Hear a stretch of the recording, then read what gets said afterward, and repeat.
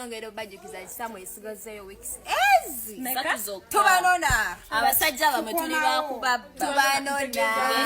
tubanona abana b'amasomero tukomawo ngoli nawe tugenda kubabbira abasajja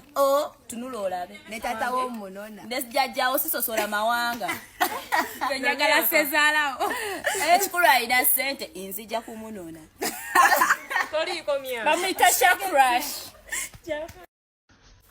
waliwo ayagala okondya naye nganye waliwo ayagala okundya naye nganye atekako obusente eyo ensobi si gwe mulundi ogusoose ba student nga bagikola naye mu kutandika wanino ebeeranga ebyokunyumirwa naye impact oba engeri gye ki affectinga gwe alabikiddemu ako akatambi ng'owooninga abakyala abafumbo nga mugenda okukomerawo babba bammwe kikostinga kintu kingi nnyo eri gwe wamu n'essomero lyo wamu n'abazadde bo kyokka nga si esitory yokka gyendese still nkuleetedde Arthur Kayima waliwo ensonga zaali mu kubeera nga ayisaawo n'omukyala omukulu ono nno yeegumbulidde erinnya ye agambye nze ndi mulya buto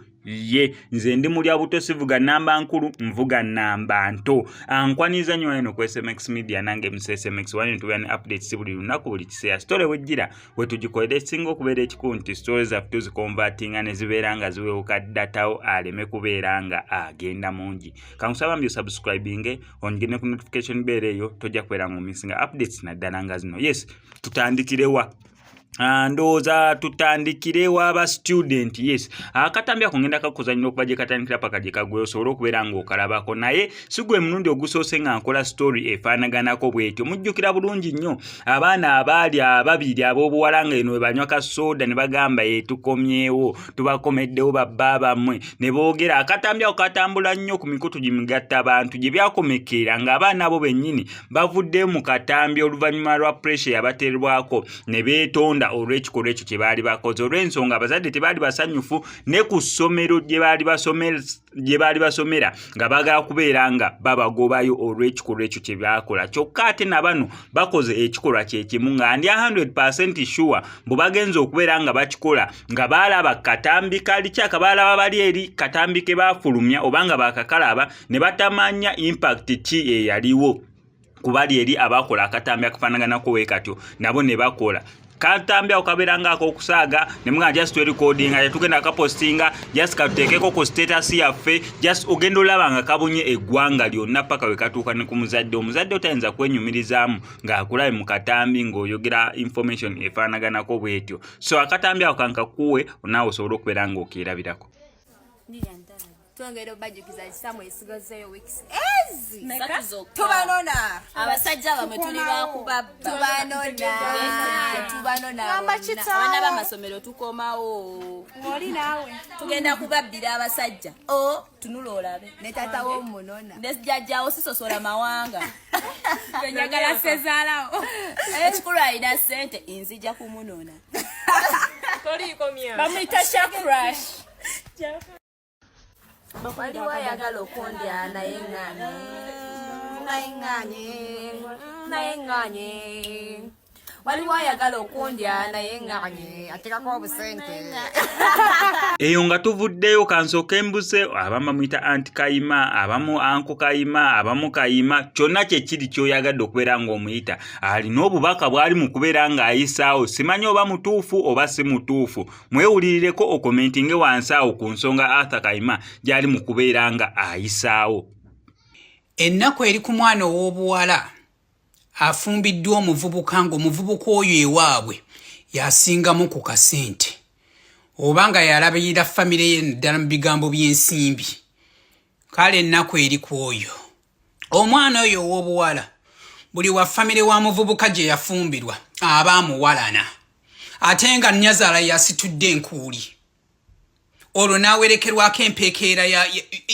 y'abamulamu ne bawalano yomanyi buno bufamire obukopikopi n'obunaku omwana oyo omulenzi bambi bw'akola ennyo n'avaamu babeera batunuulidde ye maama ate bw'anaafumbirwa omuwala y'anaatwala ssente zonna sikwali tagwere mu famire ya muwala okitegeera era bambi olwo mukazi wattu bagenda musibako ogw'obwenzi bagenda musibako ogw'obulogo bagenda musibako ogw'okufumba emmere etawooma jjukira tebava wuwe anti baagala kulawuna balabe aguze eki sente za mutabani waffe aguze eki sente za muganda waffe aguze eki naye ate bino ebivubuka byabwe ebiganya okuvaamu tebabirondoola nnyo era basanyukira nnyo omuwala oyo abiganzizza okitegeera babajjeko ekintu kyabwe omuwala agenda afaafaagane n'ekintu kuba nabo kyabalemerera abannange ensimbi eno naye mwana wange ow'obuwala njagala okuwa amagezi mwana banyazaala mwana mpeekera y'abamulamu bwe bagezangako okuleeta oluteekateeka mu makaago ne bwe baba bazze kukyala oba nga bakubye essimu kaabe nyazaala kaabaani kaabe mukulu wa kika bagamba ebigambo bino wammanga mumpanule ennamba mu matoffaali si mmwe be nnafumbirwa mumpanule ennamba mu matoffaali tokkiriza kajanja mu makaago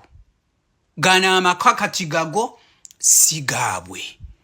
ojja kunneebaza oluvannyuma nze nkubuulidde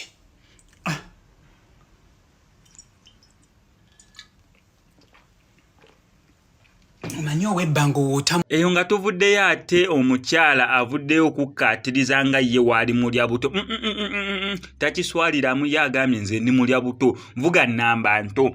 ennamba enkulu sina kyenjagaza right now ennamba eriko mu Uganda eri UBQ kati ye wabeera wakuvuga nnamba avuga UBQ namba mpya namba bwana buto ye bwavuga abakulu abakotokomodde omugambo ogutokomoka ye lwaki mwogerera kankutereka akatambi kano naye nga sinabeeranga nkakuterako bamika nkusaba subscribinga nuko SMX Media tujja kubeera mu misinga updates naddala nga zino nze sivuga namba nkulu mukwano gwange eziwuzuuma nezinnyika wali nze nvuga namba nto ezenkulu tezingasako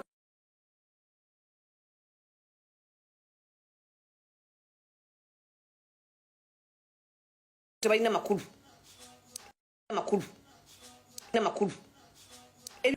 ezo ennamba zammwe enkulu nosanga olukazi onosanga olusajja olukulu luzadde abaana naye nga wakatasiiba wase basira mu lodge mbwe nina omusajja mukulu twenkana emyaka tinze alina omuto amanyi nga mukazi yabeera ati nze saagala niwulenge obutiike obwa bbulu bwakulaba ngaoda mukuvavenga ngaakuleko okwo mulowooza nti emuli ebweru nti mugenda kumumalamu nnyo abamanyi neyakoowa muko omuzibu nigambe yobbaawo buuse jajjawo mukwano gwange wange oba afaanana atya oba ali atya wange nze seegaana nze sivuga namba nkulu fo kyokweta supaamu zivamu masira nkundwa zanziku